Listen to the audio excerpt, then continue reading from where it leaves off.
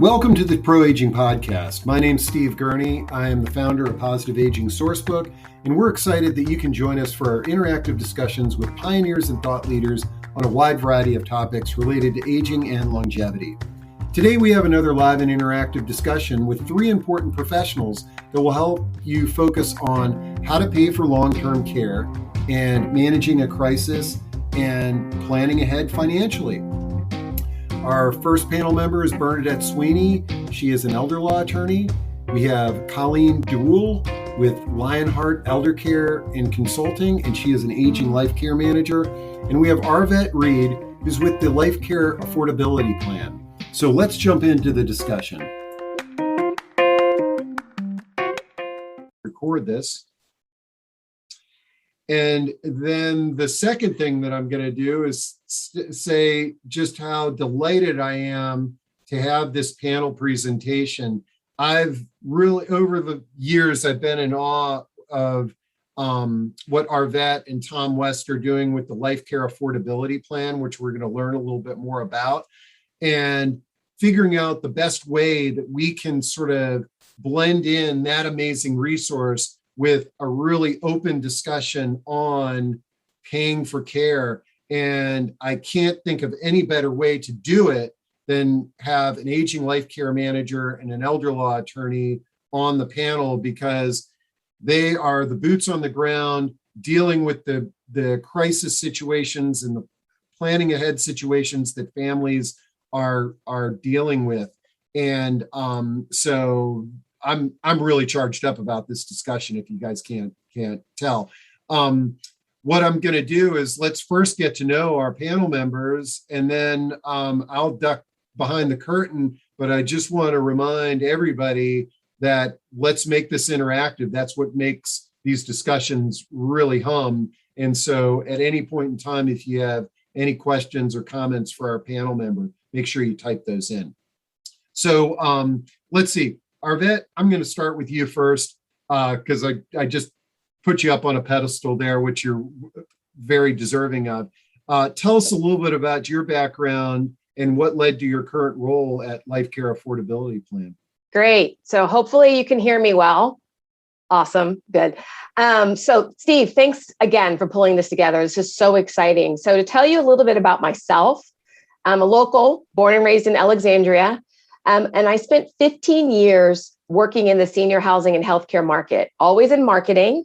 And so I was the person meeting with families, talking about moving into independent living, assisted living, whether they need dementia assisted living, nursing care. I also worked for hospice. And all that time during the 15 years, I never, ever really understood how people were going to pay for the service. I would just tell them the price. And so 4 years ago, I joined Tom West Practice, and the goal was to create a tool, a plan to actually help people better prepare for the cost of healthcare. So it's been great. And I'm so excited to be on this panel today with both Colleen and Bernadette that I've worked with before in this space. I love it. All right. So let's see. I'm going to move to my left at the top of the screen to Colleen, who is an aging life care manager. Colleen, tell us a little bit about your background leading up to your current role, but then also make sure that you give us that broad definition for aging life care managers for those people in the audience that might not be familiar with your important profession. Mm-hmm. Thanks. I actually started my professional career. My background is in public health, but I started my professional career in maternal and child health. So I actually worked with little people as they were starting out. But once I had an opportunity to work with older adults in different settings, I really knew that that's my group. That's my passion. That's who I love spending time with. I think you're either one or the other. And I'm definitely, I think retirees enough are my favorite population. So it's really an honor to do what I do every day. I started in this profession when a family member of mine got sick. I was working very full time. I was flying back and forth, doing distant caregiving. I had to navigate when we talk about paying for care, I had to navigate every system. I had to figure out the Medicare system, the veteran system, the Medicaid system in a different state. There was just nothing that I wasn't trying to figure out on my own while doing a lot of other things.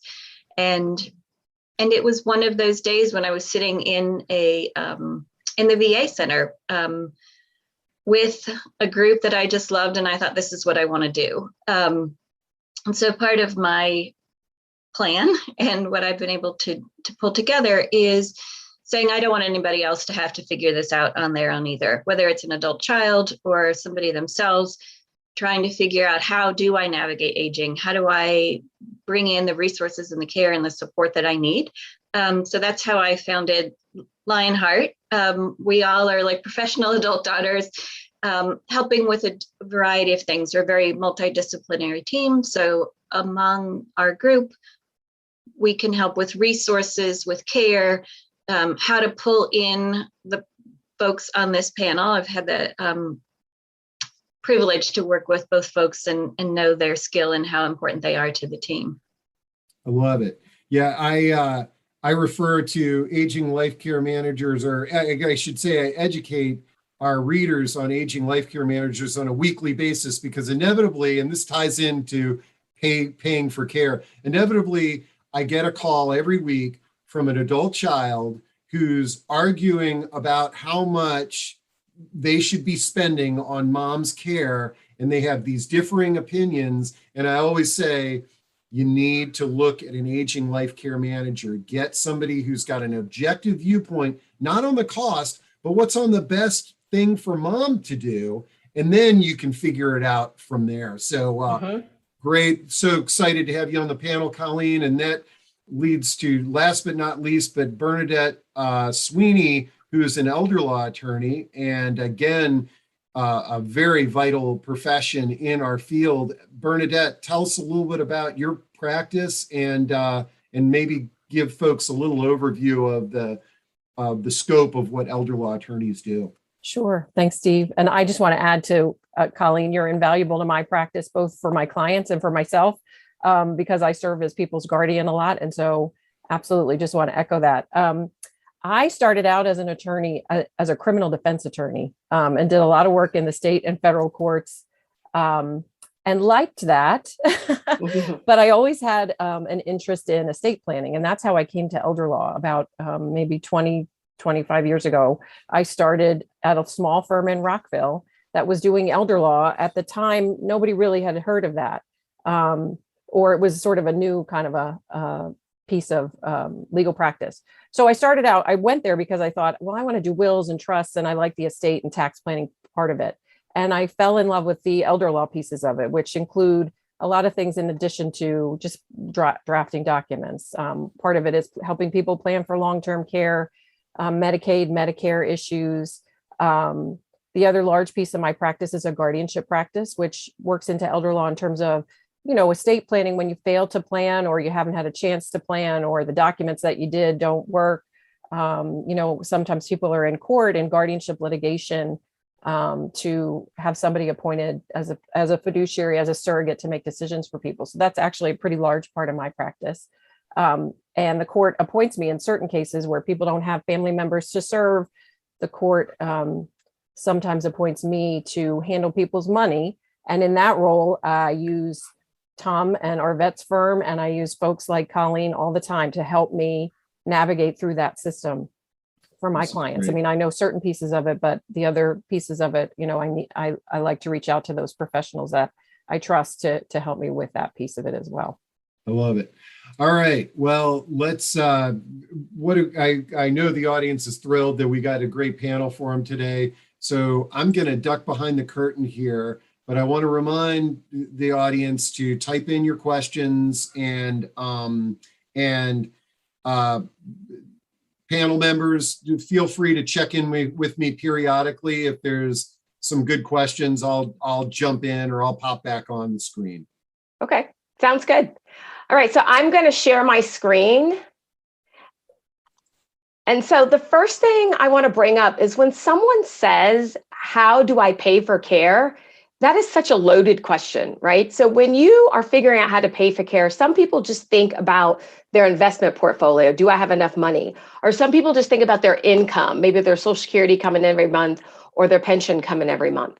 The reality is, when you're trying to figure out how to pay for care, there are a lot of different things that need to be analyzed. So you can see here in this like word bubble, there's lots of different pieces of the puzzle that we need to figure out how to put together to solve the question of how do you pay for care in your circumstance. So your financial circumstance is going to be completely different from someone else's, right? And we like to show how there are so many different things that need to be considered so that people will reach out and get help and make sure that they're looking at every single option that there is to put the money together to pay for care. But on the finance side, the financial professionals can't do this by themselves. And it's really important for us to, let me get to the next slide. Look at this image, which we call the three-legged stool. And that is the reason why this panel has been intentionally put together today. When you are looking at how to pay for care, people within the financial industry are dependent on people like Colleen and Bernadette. We need to know from a legal aspect what are things in the documents and what plans have been put together so we can figure out financially how that affects the person. And then from a care management perspective, what is the plan of care? What is the goal? Where are you going to be? So each of these three legs is very important, and we all work together all of the time. So I wanted to start with this image to show you that without all three legs, you really can't answer the question, how do you pay for care? All right, so I'm going to hand it off to Bernadette, and I'm going to let you comment a little bit about how the three legs work together. Sure, absolutely. Thanks, Arvette. So my role, from the legal aspect is, you might think of initially how the first place that estate planning and elder law or long-term care planning intersect is, what legal documents do you have in place? I mean, those are sort of where, at least from my perspective, we have to start. When folks talk about estate planning, they don't necessarily think about anything beyond, well, what happens after I pass away? But a really important part of estate planning is incapacity planning, which works into your long-term care plan. Not only do you want an estate planning document that says what happens to your property after you die, but clients also need to have those powers of attorney in place, or possibly trusts, if that's appropriate, some kind of an incapacity plan, so that fiduciaries are appointed in the event that somebody does become legally incapacitated, and they maybe have started a long-term care plan with Arvette and Colleen, but can't finish it because, God forbid, they've had some sort of catastrophic health emergency and can't make their own decisions anymore. The legal aspects of having those documents in place is imperative to be able to continue that long-term care plan and carry out that person's wishes. So that's sort of the first part of my job from the legal perspective, and then the other pieces that sort of work together with the care management piece and the financial piece, are those Medicare and Medicaid rules, issues related to long-term care insurance and how we access those benefits if somebody has them. All the information that Arvette you get from your clients is really important to not only the legal part of it in terms of putting documents together, but we then, as we all work together to come up with a plan collaboratively, because all those pieces absolutely sort of have to mesh together and relate to one another. Yeah. And from our standpoint, what's really important is when we're working with clients and they're trying to say, how am I going to pay for care? We're not only talking about the person that has the illness, right? We're also concerned about the well spouse. So us, from a financial perspective, looking at the documents that you would get from Bernadette, that informs us what happens when the person who has the illness passes away. Financially, what's left for the person that's well, right? So planning is for both people if there are two people involved. So those legal documents and how they're written and where the money goes and who gets what is very, very important in that how do you pay for care question. Absolutely. Colleen, let's hand it over to you. You talk a little bit about the stool. Yeah. Well, and I think when people come to me, we can kind of think of like two buckets. One is people come to me most often. The biggest bucket is I'm personally having a crisis. It may be an adult child, it may be a spouse, but somebody says something has happened, it's not great. And it's usually a healthcare situation. Mm-hmm. And so the immediate need is, how do I pay for this situation? If the person's in the hospital, that's a little bit easier because that's typically Medicare. But then what's next? Maybe we need to bring in home care. Maybe we need to think about assisted living. Well, those are important things, and they're things that I definitely help a family work through and think about and strategize what's the best place for you, what's the right home care.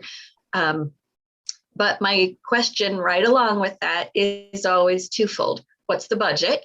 Like, what resources do we have to pay for this care? And like Arvette said, we need to think about everybody that's involved in this situation, because we could put all of the money to care, but then let's say there's no money left for the well spouse. But what are the other options that we have, like long-term care policies and that kind of thing? The other piece is, who has the authority to make these decisions? If somebody is sick and they're not able to speak for themselves, who can?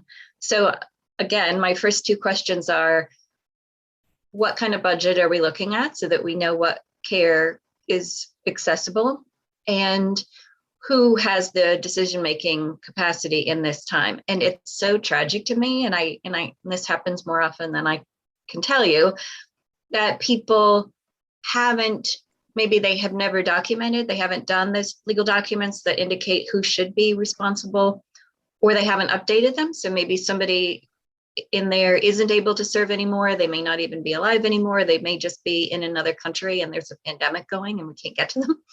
Yep. So it's helping people.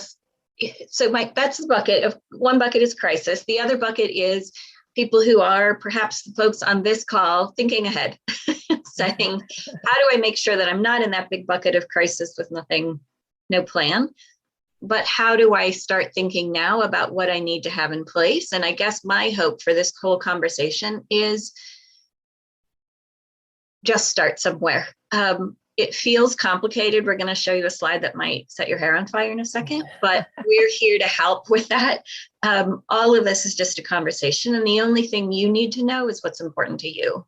Like we all have these professions because we learned how to do something useful, and hopefully give you some useful resources. But the place to start is just by starting. Any one of the doors that you see here is the right place to just start thinking through, how do I think in advance about this? And how do I make this not overwhelming? That's what we're here for, is to make it a lot less overwhelming, hopefully. I love it. You see, we have some questions. Is that what you're looking at? I wanted to, there's no better way to have a discussion like this with a real life example. And everybody can see Shireen's comment in chat there. And it says, I have a living revocable trust and it is funded with our real estate assets, but our IRA and SEP cannot go into it. I don't have long-term care, and she's referring to long-term care insurance for my husband and myself. And I don't want our retirement accounts to go towards our care. I have done a power of attorney, a healthcare proxy. Our son says we need to make our trust irrevocable. Is this advisable? What should our next steps be? And the reason I wanted to break in on this is because we've also got some questions on long-term care insurance and kind of how that works together. So Bernadette, you want to take the lead on this one, because Sure. There's a lot of legal mumbo jumbo on that question.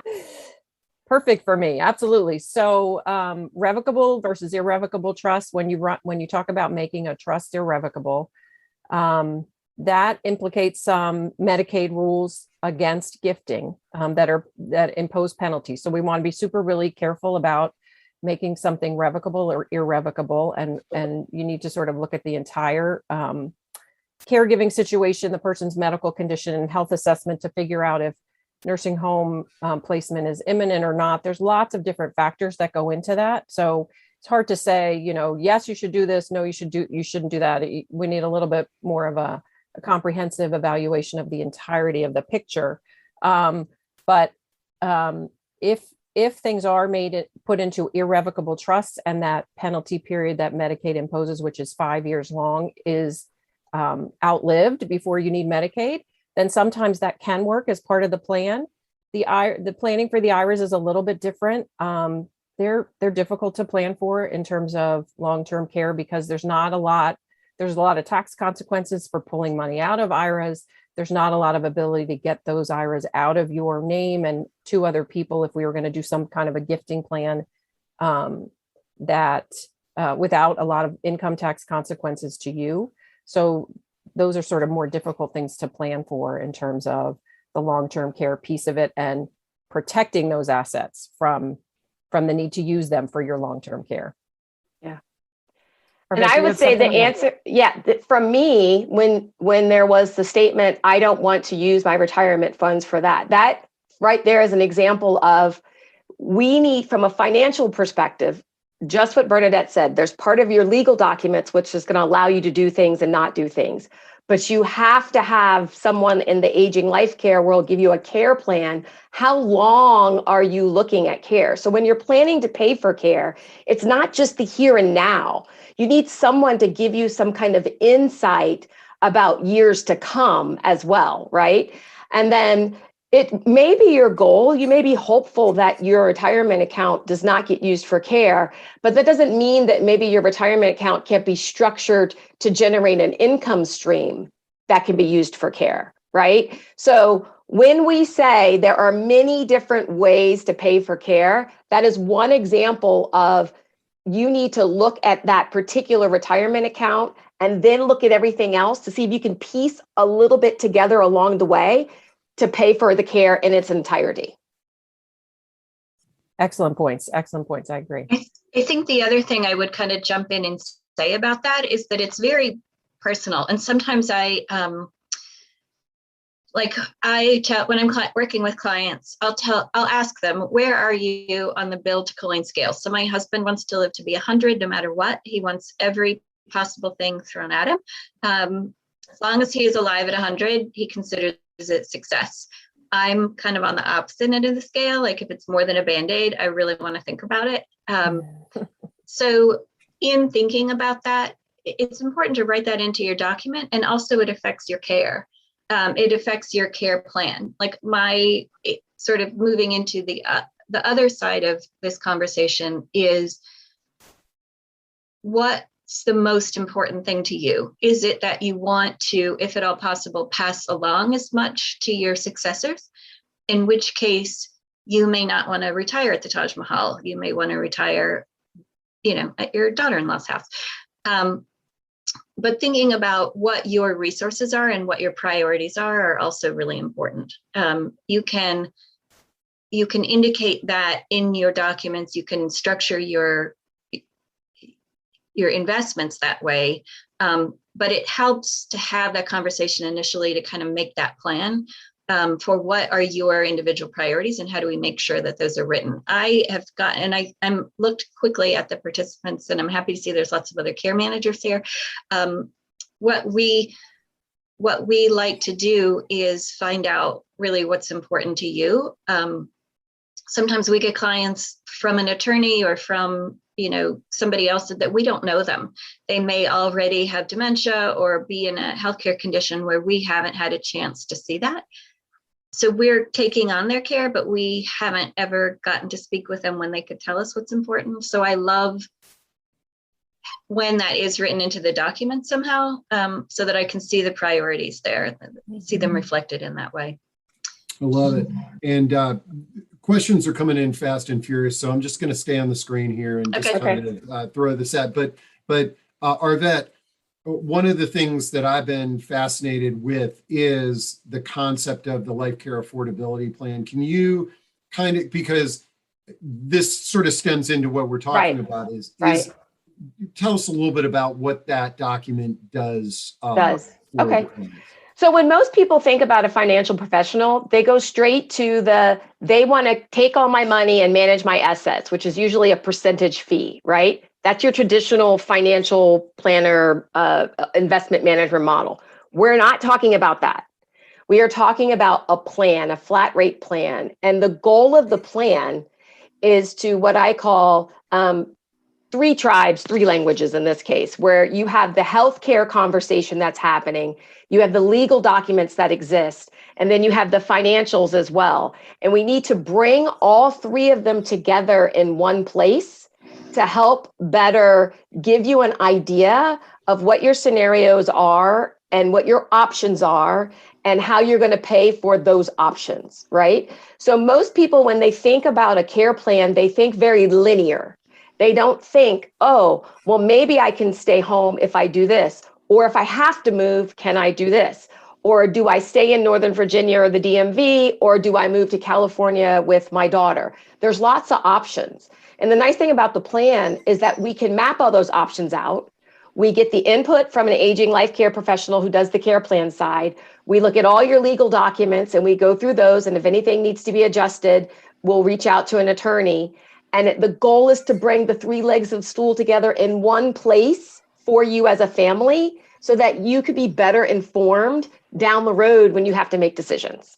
So that is why bringing all three of us together in one panel is so important, because you cannot have an accurate plan without your plan touching all three of these components.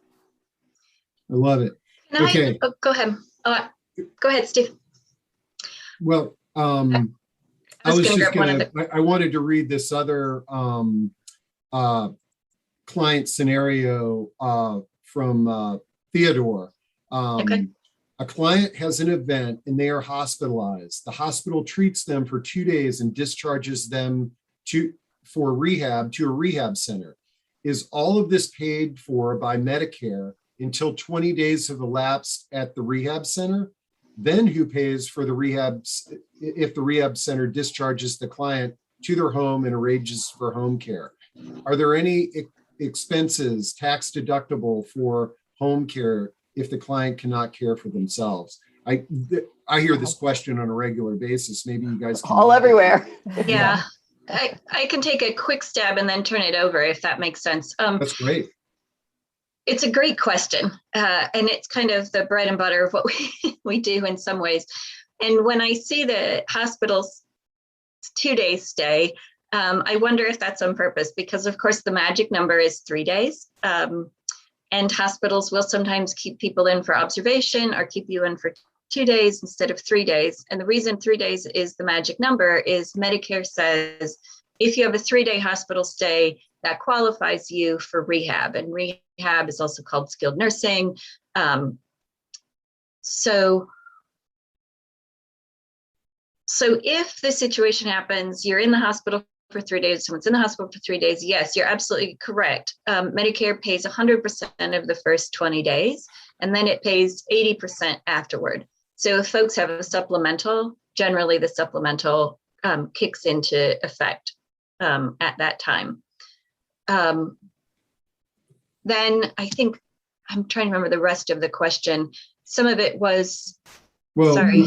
Yeah, this was that good. was a good answer. So basically you need that 3 days. So the first part of this is if you're in the hospital for 2 days and then you're discharged, Medicare may not pay for that care depending on your rehab.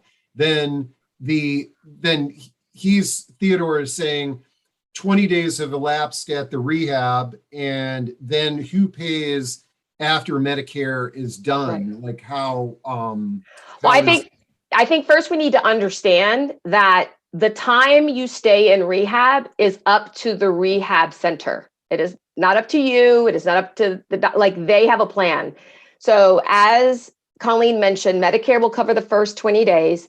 After day 20, Medicare covers 80%, and your supplemental insurance will usually pick up the other 20, but it's not guaranteed. That the nursing home will tell you that. When you are discharged from the nursing home, regardless of when that happens and how many days, and you go home, there is the ability to do home health, which is covered by Medicare, but home care, which is different, is a private pay service that is not covered by Medicare, right? So people sometimes clump home care and home health together. They are not the same.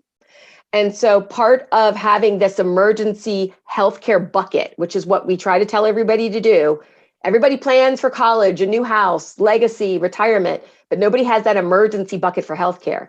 Home care would be that out-of-pocket expense that you would have to do. Now, I'm going to hand it over to Bernadette, because home care, depending on who you are and where you are in your legal documents, Medicaid may have a role or Medicaid may not have a role. Yeah, so Medicaid, generally speaking, for that home health care is not going to have a role coming out of the nursing home after rehab and Medicare. Medicaid has a lot of different components to it. I mean, and I won't get into the weeds about it, but it has a medical eligibility component, it has a financial eligibility component. And part of the medical eligibility component, for all intents and purposes, is that if you want Medicaid to pay for your care, you have to be at a skilled nursing level of care, and you have to be in a nursing home.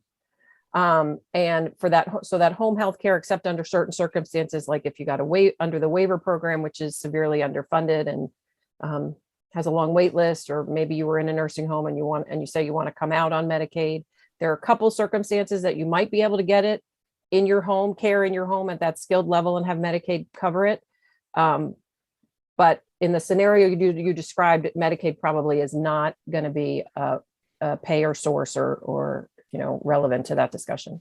And I want to jump in here on Medicaid because Dixie brings up a point that we hear a lot. And she says, Medicaid is a government safety net for the most vulnerable Americans. It's not meant as a funding source for protecting long-term care and folks with retirement benefits.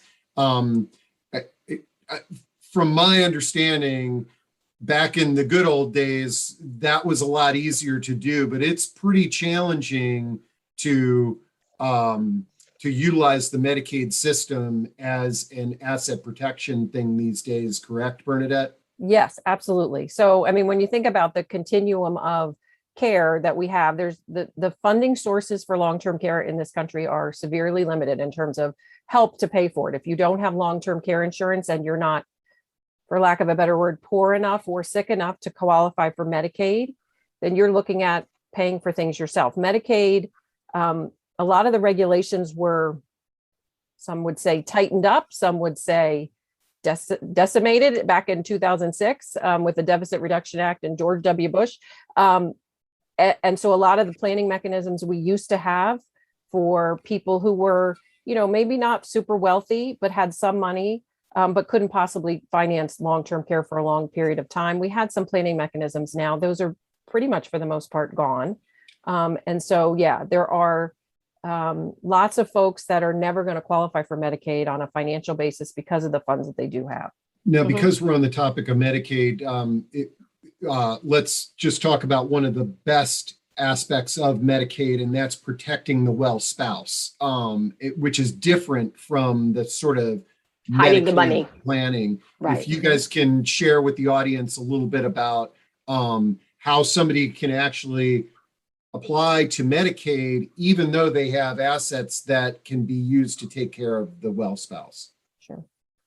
You want me to take that, or Arvette, you had thoughts about that? No. Go ahead. Colleen, I yeah, want to turn absolutely. it over to you all, but I think one thing that might be helpful, because when I start working with clients, and I'll bet it's the same for you all, not everybody knows this, but just a real quick primer, Medicare and Medicaid. Were you going to do that? Okay. Yeah.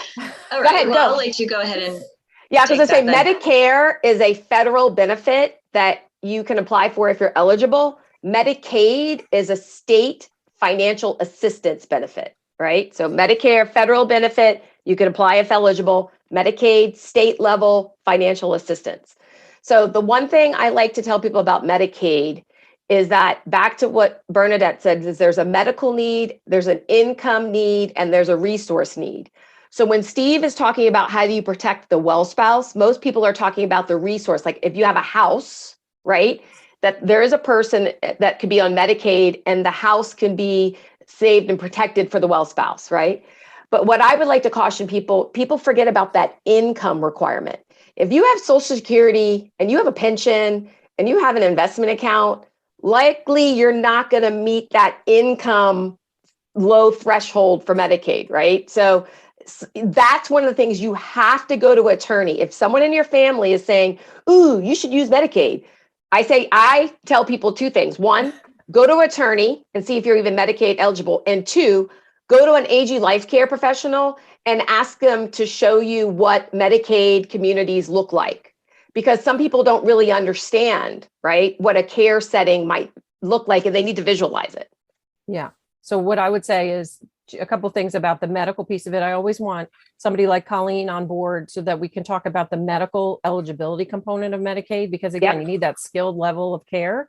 Somebody who is appropriate for assisted living, and here in Maryland, group homes are regulated as assisted living, is not going to qualify for Medicaid on that medical basis. So the financial eligibility basis related to long-term care Medicaid specifically, as long as your income is lower than the cost of your care in the nursing home, Medicaid will cover you. The income piece of it is often not as important as the resource piece of it. And related to what Steve was talking about in terms of the federal regulations provide for what they call spousal impoverishment protections. So there are certain things, if you have a well spouse in the community, that are protected for that spouse from complete and total impoverishment. You know, if you're a single person and you want Medicaid to cover your nursing home care, you can only have $2,500 in assets. If you're a married person and you think, oh my gosh, I have to spend down to $2,500. No. There are additional protections for the spouse in the community. Like Arvette was saying, the house is protected and a couple other things. And then the spouse is allowed to keep more than $2,500, but maybe not everything that they have. I love it. A great transition into a question from Joe Sperling says, are you in favor of long-term care insurance, even for a well-off client? I mean, maybe talk about what long-term care insurance is, and then we can sort of talk about how that factors.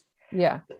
So the history, so long-term care insurance has been around for decades now, right? And back in the day, there were lots of companies that were selling long-term care insurance. What happened over time is the insurance companies realized they were actually losing money on these benefits. So over time, it was harder and harder to actually find new long-term care insurance policies. If you're one of those people that can get a long-term care insurance policy through your work, that is awesome, because a lot of people have stopped doing that. But if you can access that benefit while you're working and get that policy, that is great. For now, if you do not have a long-term care insurance policy, what a lot of people are finding is that they are getting life insurance policies that then have long-term care insurance riders within them, as opposed to buying separate long-term care insurance policies. So it seemed like the question was, I am at a person of an age now that I need to decide if I need it. Long-term care insurance, to me, is it's not for just the wealthy or the not wealthy, right? It's a great benefit if you have access to it and you can afford to pay for the premiums, because down the road, we can tell you, Colleen can tell you, this is her lane. Long-term care expenses, it's very expensive over time. If you take example, someone with dementia and the life expectancy and the need for possibly home care and or possibly assisted living and or possibly nursing, the cost of all of that care is going to be way beyond what even the daily benefit will give you. So that will help. But Colleen, I'll let you jump in a little bit on that if you would like to. It's one of my favorite topics. I know that. And that is because I see it make a huge difference. If you are, let's say the bulk of my clients have dementia. So let's say somebody has dementia, they need support, and you have home care for a while, and at some point you're considering a residential community. That home care, if you have full-time home care, just during the day, so let's say it's 12 hours a day, 7 days a week, which is a lot, but it's also $100,000 a year on average. If we're looking at a residential community, that's $100,000 a year, often easily. It's going to be on the low end in this area, like $6,500 to $12,000 a month. And even if you are quite well-to-do, that's a lot of money. And I work with a lot of clients who have what I call a regular amount of money that aren't fabulously wealthy. And, to start paying $8,000, $10,000 a month for care is considerable. And so what I see these long-term care policies do is allow that. It gives somebody a little bit of freedom to say, I actually think residential care is the right option, or I can afford more home care, or I can go back to work and have somebody stay with my loved one. It can also make the difference between a place you can afford and the place you really want. And that really makes a difference as well. So I love to see them. And I want to really say here for everybody, this is like if I had one wish in life, it's that people with long-term care policies use them. The number one thing that I see my clients do is hoard them for a rainy day. And, we're in an area where there are lots of retired government employees. And so I'm fortunate to work with lots of people who did get a nice long-term care policy through the government when they were working for the government. And I think that's great. The thing that I think clients want to do, even if we're at what I consider a very rainy day, they still want to save them for a rainy day. And the statistics are something like 60 or 70% of people who have long-term care policies never activate them. Yep. So I had just this year a client who held on to theirs. I didn't work with them until well past the time where we could have activated it. So it's one of the very first things I did, but they had a 100-day elimination period and she died at day 104. And that was so tragic to me. Yeah. So use it. It's money you can only use for long-term care. You can't use it for anything else. And I'd like to add on to that, when the premiums increase, I know everybody freaks out when the premiums increase. But if you think about it, the insurance companies are increasing the premiums because they want you to drop the benefit because they're not making money off of it. It's costing them money. So I would hesitate dropping the policy in most cases. Talk to whoever the financial professional is in your life and review those premiums and how that affects your overall financial picture before dropping it. All right. We got a pile of questions. It's 1:45. I know our panel can stay on a little bit later and we're recording this. So we're going to do our best to get through this pile. And I know you guys are going to throw more things on the pile here, but let me just sort of start rattling these off. First off, been a bunch of questions about where each of you practice and where you're allowed to practice. Bernadette, I know as a law firm, you're legally, you have to pass the bar in specific states. Right. Where do you practice? Yeah, so I practice in Maryland and DC. So unfortunately, I'm not admitted in Virginia, but I practice in both Maryland and DC. And Colleen and Arvette can help you with elder law attorneys if you're in Virginia. And we get people from all over the country tuning into this now. So the National Academy of Elder Law Attorneys is a great resource to find all the elder law attorneys nationwide. Colleen, where is your primary practice at? I'm strictly in Northern Virginia. And I'm fortunate that I live inside the Beltway and I tend to be just kind of in that Fairfax, Arlington, McLean, Alexandria area. However, the Aging Life Care Association, the group that I'm a part of, if you go to Aging Life Care Association or alca.org, find an Aging Life Care professional. There are lots on this call. Yeah. And all the Aging Life Care managers collaborate with each other. So if you called Colleen and you're in Loudoun County and that's not a region where one of her care managers is serving, she'll definitely give you a nice referral. And then Arvette, your practice it has no bounds. Right. Yeah, we actually, our office is in Tysons, but we have clients all over the country. And we had a client who lived here.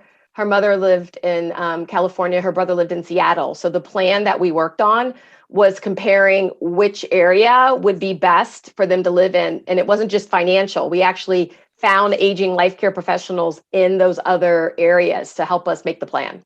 And while you are a part of a financial planning practice, the Lifecare Affordability Plan is something that actually other financial planners work with you on. Correct. It's a great tool.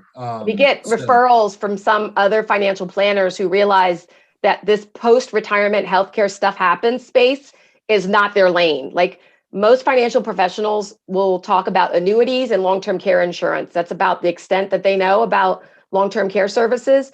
So we actually get referrals. We do the plan, and then we hand the plan back over to the family and the financial professional to execute the recommendations. Great. Okay, I'm going to try to go through the financial specific questions first, and then we'll get to the rest of them. But this is a good one from Robin Hall. Are there long-term care policies that family members can purchase or pay into for the care of a loved one? I work with many clients that are low income and don't have the financial stability for long-term care. Oh, that's a good question. I would say that I don't particularly have an answer for that. Colleen or Bernadette, I don't know if you do, but usually I will send people to places like AARP or the local county area agency on aging. So I know like Fairfax County has a lot of resources as well and can put you into some direction. Because that is kind of a loaded question with long-term care insurance policies really being very expensive right now, but there might be other ways to access something similar. The at-home programs have something that's similar. Some of the counties have something that's similar. Bernadette or Colleen, I don't know if you have any additional information for that particular question. I would just echo the local area agency on aging, especially specifically for people who are low income, low asset. There are, Yep. For people who need long-term care, there are, for example, in Montgomery County group home subsidy programs, other kinds of local county, the Medicaid piece of it is a national state level kind of a program, but there are county specific things that can be provided to people who live, in the local jurisdiction. So the local county government is providing. Yep. One thing that question really speaks to, which again is another call. I don't get these weekly, but I get them monthly. And it's, as a family member, sort of drawing that line in the sand of Yep. how you want to sacrifice your assets and your savings to care for a loved one who may not have those savings. I like the scope of that question, and because it's sort of saying, geez, mom's not going to have enough money to pay for this care, but if we chip in and get her a long-term care insurance policy, at least we're not throwing in that much. Yeah, and as an adult daughter who has gone through a mother who was ill and watching her decline and die, those are real conversations. And when we do planning, most financial planners meet with one person or a couple, and one of them might not talk much. But we created LCAP to be more like a healthcare experience. So Colleen and Bernadette, when they're meeting with clients, they're meeting with families just like I am. And we have had cases where families will say, I can pitch this amount. And others will say, I can't. And it's fine. Whatever the answer is, there's no right or wrong. We just have to come up with a plan of what pieces of the puzzle we have in front of us to deal with. I love this. Jamie McDonald, who's a realtor in Northern Virginia, he writes, my mom purchased a long-term care insurance policy at 60, paid $45,000 up front to age 75. She made a claim due to Alzheimer's. It's paid for herself within the first 180 days of her memory care, and she's there for 18 months. Now, I think long-term care insurance, as we've all sort of said, and a lot of the comments are echoing this, is fantastic. But those of you, myself included, who have looked into purchasing a policy, they are extremely expensive these days because of what Arvette said. And Ellen Pincus did ask, what's the best long-term care insurance policy to purchase if you are looking at it? Arvette, it's my understanding there's not that many choices out there these days. No, most of them are tied in through life insurance policies now, right? And we can get some information. I know Tom has researched this, but we don't, as a practice, just so you know, we don't sell life insurance or long-term care insurance. We don't sell annuities. We don't do any of that. So, but we do research so that we can tell our clients some places. So that's maybe one of the things I could try to follow up with Steve and try to give people some options on that. That's great. I also want to make sure, I know we're running out of time. I don't want to lose that last slide, Steve, to get people organized. So you tell me when. Throw that up there. And I know you guys are going to hang on later. Like I said, we'll get through this pile, folks, if you've got a question there. But if you want to share this slide, because this slide can be overwhelming, but it also can be very thought-provoking. Right. So I'm just going to take a few minutes to talk through why this slide is very important. So when most people think about how do I pay for care, your mind goes right to one or two things, right? You may have already paid off your mortgage. So the idea of having to spend $8,000 a month, you're like, there's no way I can afford that, right? But the reality is you can't answer that question until you go through every single thing on this list, right? If you talk to a financial professional, an aging life care professional, an attorney, it doesn't matter. Ultimately, you're going to have to gather all this stuff.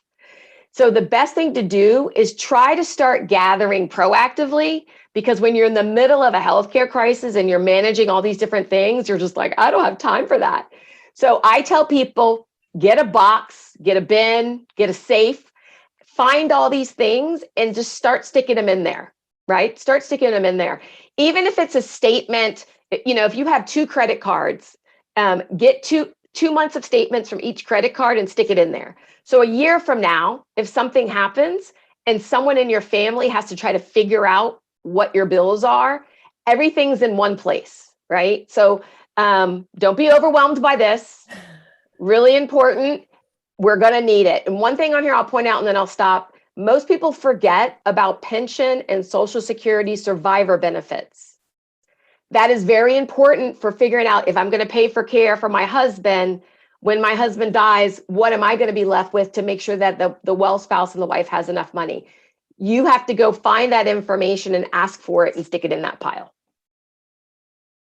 Great. Let's see. And Mark Ash, I'm glad that you brought attention to the Veterans Aid and Attendance Program, which can be used towards non-medical home care.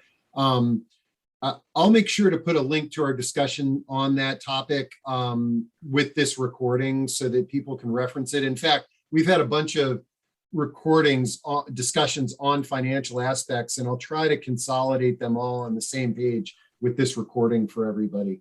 But let me dive into a few more comments and questions. Joe Sperling has a lot of good comments on long-term care insurance in the discussion. And one of the things that he was saying is that if your policy increases, that one thing and it makes you worried, one of the things is to modify the policy rather than drop the coverage to adjust that premium. That's a solution there. Let's see. Okay.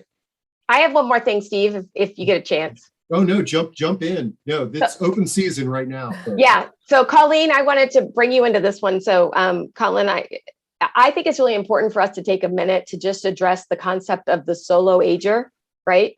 So we talked a lot about spouses and couples and kids and stuff like that, but there are a whole population of people that are either not married, widowed, no children, or their children are far away and they fall into that solo ager bucket.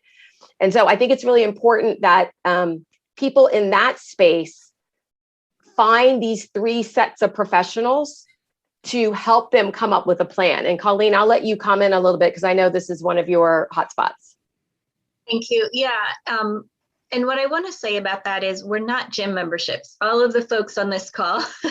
So you can contact us and we all have basically as little or as much as you need. We don't come in with an agenda and say, here's what you need to do with your life. The most important thing we do is ask you questions. Again, I always just come back to what's important to you. So if you are a solo ager and or just don't have that community around you, we just start by what's important to you. Who do you have already that can be that support? If not, let's find it. I, for example, am healthcare power of attorney for a handful of my clients because they don't have somebody local to be that healthcare power of attorney. But it's saying, let's look at that now because you're probably not sleeping well at night, worrying about it a little bit. We can come in, we can help out, kind of map that out and put these pieces in place so that then you can go back to living your life. You're doing well now. That's great. We want you to keep doing that. I guess the other thing I want to say is kind of to end this call, since we're wrapping up on time. Every time a client calls me, no matter how much they are in crisis, I always tell them the punchline is it all works out. It always works out. And I know when we're talking about care and we're talking about money, it gets the heart rate up. It's scary. Is this going to work for me? I'm not wealthy. I'm not blah, blah, blah. It always works out. I have clients that come to me, no family support, no social support, very little money, and we figure it out. We'll get there. It's scary, but it always works out. Bernadette, did you want to touch on that as well? Yeah, absolutely. I mean, I always tell people my perspective is a little bit skewed because I'm a lawyer. And so we're sort of trained to be skeptical, and we see sort of the worst case scenarios in a lot of ways. But I absolutely would echo what Colleen said, related to that whole issue of that daunting list of that Arvette just had up there. All these pieces are so important, but the main piece is we all start out with what's your objective, and we can get it done by using all these tools, but we all need to have all of the information, all the same information. So it's step by step. I'm in this area of practice because I said to Colleen the other day, it channels a little bit of my inner social worker. I am more of a hand holder than maybe, you might expect from a lawyer, and lots of elder law attorneys are like that. We're not scary. We're very interactive and we want to help our clients. It's a very satisfying area of the law to practice. Great. Some really interesting questions that I'd love your guys' feedback on related to Medicaid and the type of care. And let me just I'm going to read through these. But Susan says, Medicaid patients in facilities are at risk of losing their bed if they complain about services. How can this be protected? The ombudsman program has not been effective. I've never heard about that, but stick a pin in that one on losing benefits if you complain. The other question Robin brings up here is, I work with low-income elderly in Fairfax government housing. So many of our clients have Medicaid, and the nursing homes that accept Medicaid benefits are not acceptable to them. There's a great need for care in this space. Can you talk about when somebody is on Medicaid, if that is their choice, like what are the choices for them when they're looking at nursing home care? Colleen, I would say, Bernadette, I'm going to give it from a business perspective, and then I'm going to hand it over to Bernadette and Colleen. So remember, I actually worked in a nursing home. I was the admissions director. So I just like to tell people when I'm talking to them about nursing homes, you have to remember it's a business, right? It is a business. Part of their beds are private pay, part of their beds are Medicare, and part of their beds are Medicaid. So there is only a certain number of Medicaid beds at any community if that community takes Medicaid at all. So there are nursing homes that do not take Medicaid. They are not required to take Medicaid. So you are absolutely right that the number of Medicaid beds, especially here in Northern Virginia, does not meet the demand, which is why you hear people having to go stay in the state, because remember, Medicaid is state, Virginia Medicaid, go farther south, go somewhere else to find a bed. So that's just kind of the business side of it I wanted to explain. And then I thought maybe, Bernadette, you might want to talk about the guardianship side or something like that. Yeah, I just have something to say really quickly about that, because I think Colleen maybe has the bulk of it to talk about in terms of boots on the ground. But from my perspective, when I'm coming up with a long-term care plan for somebody, when we talk about financing, you almost never want to be in a position where, well, first of all, some of those people that are in public housing might be on community Medicaid, which is different from long-term care Medicaid, at least here in Maryland and throughout the district. And I think it's the same in Virginia. So that's a little bit of a difference. But just having said that, from a long-term care planning perspective, I always want to have my clients to have, what, for lack of a better word, seed money to get into the best nursing home you can possibly find on private pay. Because if you run out of money and transition to Medicaid in that regard, as that happens, they can't kick you out. When you have Medicaid as your main payor and you're trying to find a nursing home, that's when you run into the issue that Arvette was just talking about, which is you have to go to those nursing homes that have open Medicaid beds. And usually, frankly, those are the worst nursing homes. They just are. And so you don't have a lot of choice. You have the more money and maybe long-term care insurance benefits you have, the more choices you have. So that's another sort of plug for doing the planning sooner rather than later, and not sort of just going straight towards, I'm going to get on Medicaid and then, I'm going to be on Easy Street. Yeah, and thank you. I wish there was an easy answer here. One thing that concerns me, and I was just actually typing to you, Susan, a private chat about that. When I hear that somebody is in a Medicaid location, like usually skilled nursing, and they're not getting what they need, that worries me. I was a nursing home ombudsman before I did this job, working in one of the scariest, I think, nursing homes in Northern Virginia. And nobody should ever feel at risk for expressing a concern. That really concerns me, that that's a concern. I would love to kind of troubleshoot that with you. An ombudsman is a good place to start. But there are also other folks who can be advocates for you. And I guess I would say in that circumstance, be a squeaky wheel. You can keep escalating those concerns up to the state. The state really wants you to do that. I got so concerned about a client that I had in the Medicaid that I connected with the CEO of that chain on LinkedIn, and then called them and said, I've got somebody in a nursing home in this location that's having this problem, and they won't call me back, and I need your help with this. So there are ways to get there. I'm getting fired up, I'm sorry, but nobody should feel compromised in a nursing home. You're vulnerable enough as it is. Let's figure out how to address that. Right. It shouldn't happen.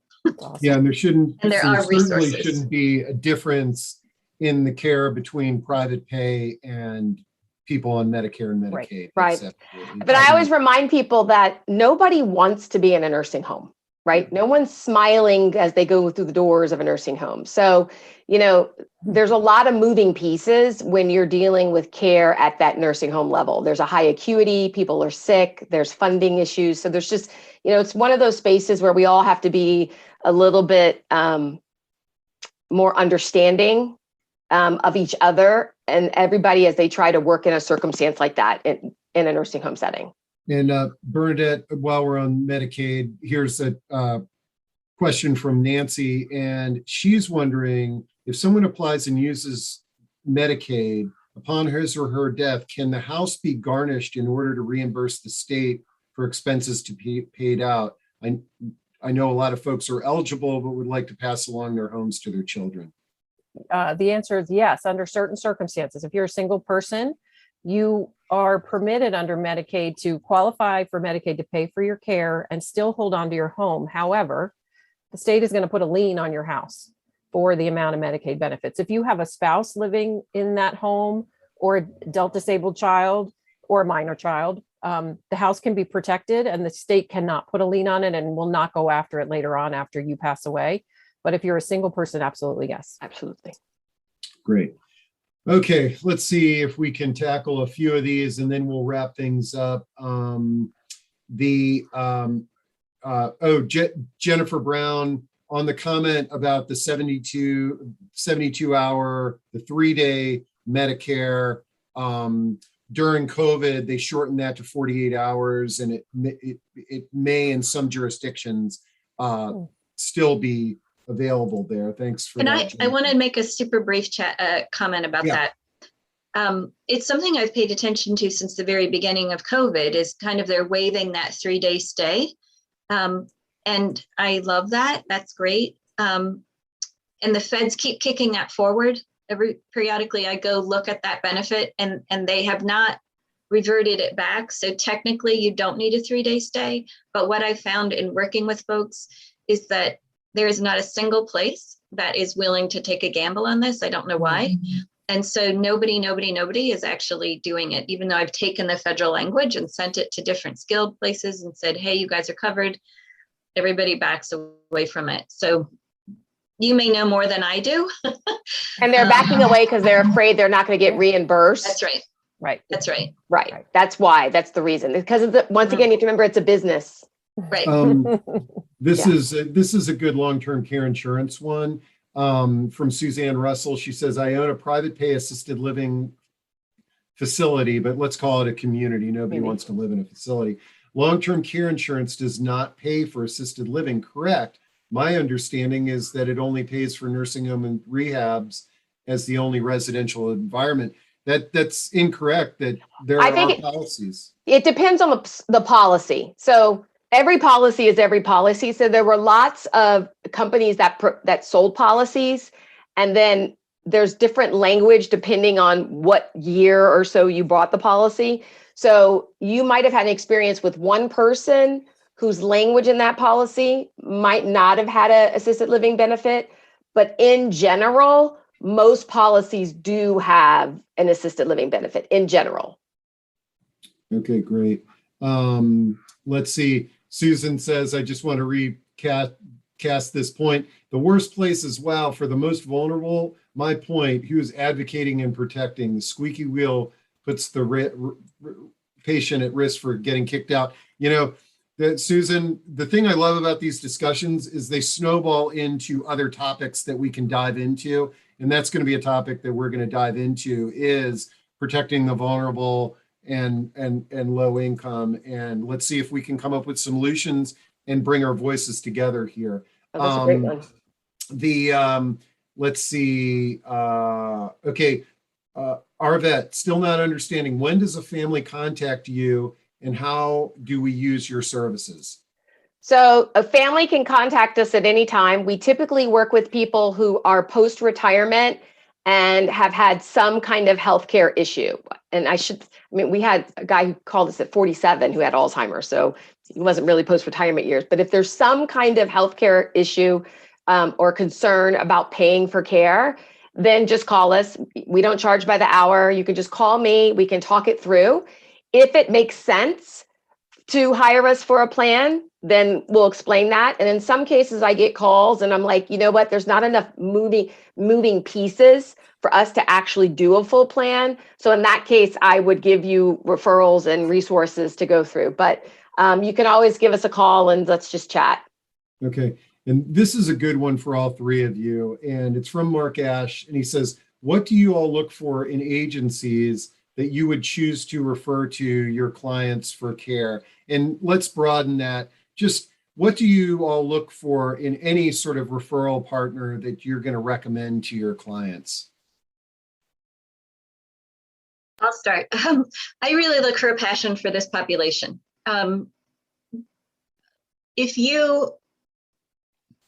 I want somebody who's thinking about the individuals that are involved.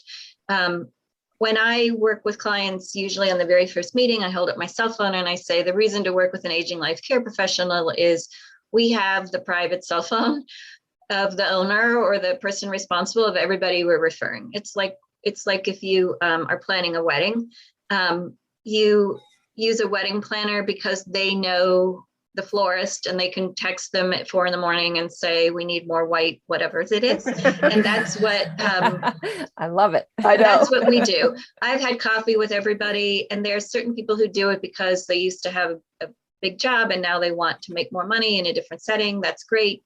Live your life.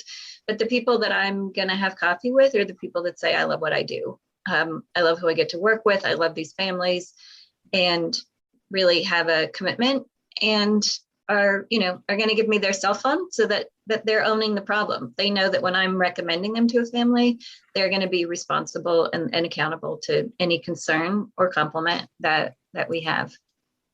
I agree completely. I come at this from a place of, I love the people that I work with, my clients and their families. And I agree, Colleen, completely that I want another professional to feel the same way about their job and the populations that they work with. I also have elderly parents myself. So I'm sort of in that position now where, thankfully they're healthy and live independently, but, I want somebody who I would feel comfortable, asking them to help my parents. And that's how I feel about all of my clients too. That's how close I want somebody to be able to work with them and feel comfortable with my clients and do for them, the best job that they can, because they do have a passion for it and they really do care. Mm-hmm. I love it. We did have a question on Medicaid waiver, something that we didn't dive into deeply on this. And somebody was saying, I heard there's this long list for Medicaid waiver, and Medicaid waiver is generally a program that supports things like assisted living and home care, as opposed to nursing home. I just dropped into chat because, like in Maryland, for example, Medicaid waiver, endless list. Get on the list, but you're probably never going to get picked. Right. Virginia has a very interesting program. And if you listen to our discussion on that, you can actually qualify for the Medicaid waiver, a special Medicaid waiver in Virginia. Take a look at the discussion that we did on that, and you can learn in general more about Medicaid waiver. Okay, let's see. Christine Dolan asks one more time, can can somebody just summarize what are the qualifications to get a Medicaid bed in a nursing home? Okay. You want me to take that? I can do it. I Yeah. think. To get a Medicaid bed, Colleen, do you want to talk about the medical part of it? Maybe actually, is that the question? Is it about what kind of disability do you need, or is it about money or everything? Yeah, like what are the check boxes that need to I think be part of it is qualified? strategy, and then part of it is actual. It's a loaded question. Yeah, maybe the actual ones would be helpful. I mean, maybe from Colleen, you could handle like the medical part of it about, the how you qualify for a skilled level. Right. So you have to have a skilled nursing level need. And that's a little difficult to quantify, but it has to do with not being able to manage your activities of daily living, dressing, bathing, eating on your own for either physical reasons or cognitive reasons. So the very first passes at it is, do you need skilled, or do you qualify on those levels? But even qualifying on those levels, unfortunately, doesn't qualify you for needing skilled nursing. Those needs could be met, for example, at assisted living. But as Steve mentioned, getting that covered in Virginia is tricky. I had a client that I spent years, and I called every place every few months and asked them, do you have a bed? Do you have a bed? Do you have a bed? So using that waiver to live at assisted living is tricky. So generally, when people are at skilled, it's following a hospital stay or following some kind of health event, like having wounds or needing an IV or something that puts them at that skilled level. It's tricky. I wish there was an easy answer, and I know in the few minutes that we have, it isn't. It's a big topic. Yeah, I mean, just a general. I want to recognize our audience because they have these questions and they're sitting there waiting. I think one of the things that is to reach out to our panel members. I dropped their contact information on there, and they may be able to help you privately with that. Why don't we just wrap up with one last question here? And it says, and this is direct to Arvette, but I think all of you could comment on it. Arvette, so in a life insurance policy, is the long-term care policy rider the same as an accelerated death benefit in which you can use part of the death benefits before you die, and you can use the life insurance benefits to fund your long-term care insurance? I know there's these hybrid products that are out there now, and I think this question is addressing them. Yeah. And every policy is slightly different. So sometimes you can accelerate death benefits for things other than long-term care, right? So they don't have to necessarily be tied, but it could be that you could accelerate benefits to use it towards care, or it could be that there's actually a separate care language rider in the insurance. So if you already have the insurance policy, I tell everybody, pull out your insurance. No one's read their insurance policy in years. Pull out your insurance policy, read your insurance policy, figure out what's in there, figure out if you can add something to it. Like those are the kinds of conversations we have with clients when we're going through this planning process. Yeah, I would just make a very general comment that just like it's here comes your medicine or your homework is that you have to read your policy. I mean, lots of policies can have lots of things in them. And so reading the policy, reading admissions agreements, this is your lawyer telling you this. You just have to read it physically, like make yourself sit down and read it, or pay somebody to read it for you and explain it to you. But either way, you have to look at the documents themselves to figure out what you have and what you're going to do about it. Yep. All right. I love it. I got an app on my phone now that I can take pictures of things and it'll just read it to me. Anyway, Love it. This has been a fantastic discussion, and the proof is in the pudding that we're 17 minutes past the hour, and we still have plenty of people on listening to this. Thank you to all three of you. I will post this recording this afternoon, and this is going to be the first of many. I think we need to follow up with some more discussions on these topics. Awesome. Thank you, Steve. Thanks, everyone. Thanks so much. Thanks, everybody. Thank you.